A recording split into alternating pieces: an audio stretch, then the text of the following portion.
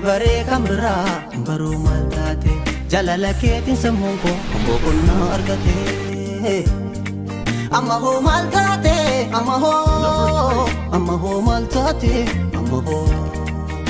ho maltate amma ho maltate amma ho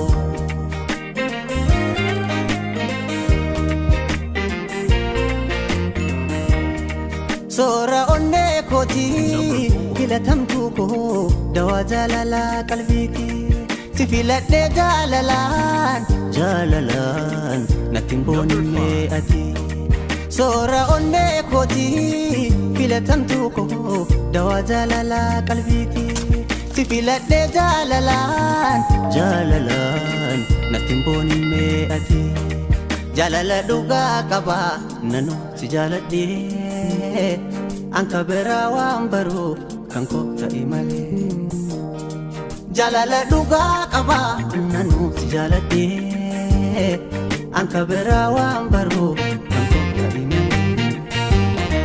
Erga guyya wal barreti iftuta anaf dawadati Mina hili jalalanu nandagati wal dagachun kanu Oni kanko kisizinti amaduma Ankabera wambar badu tiya suma Ankabera wambar badu tiya suma Ankabera wambar badu tiya suma Ankabera wambar badu tiya suma Ankabera wambar badu tiya suma Amaho maltate amaho maltate amaho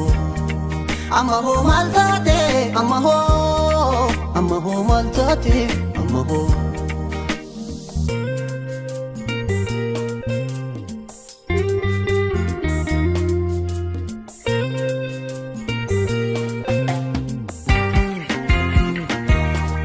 Ansibare kamra baru maltate jalala keetin sammuko boqonna argate Amma ho maltate amma ho maltate amma ho maltate amma ho maltate amma ho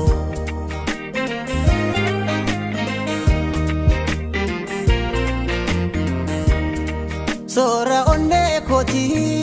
filatamtuko dawa jalala qalbiki si filadhe jalalan natimbonne ati Sora onne koti filatamtuko dawa jalala qalbiki si filadhe jalalan natimbonne ati Jalala duga kaba nanu si jaladhe Anka berawa ambaru kanko ta imale Jalala duga kaba nanu si jaladhe Anka berawa ambaru kanko ta imale Erga guyya wal barreti iftuta anaf dawadati Mina hili jalalanu nandagati wal dagachun kanu Oni kanko kisizinti amaduma Ankabera wambar badu tiya suma Ankabera wambar badu tiya suma Ankabera wambar badu tiya suma Ankabera wambar badu tiya suma Ankabera wambar badu tiya suma Oni kanko kisizinti amaduma Ankabera wambar badu tiya suma Ankabera wambar badu tiya suma Ankabera wambar badu tiya suma Ankabera wambar badu tiya suma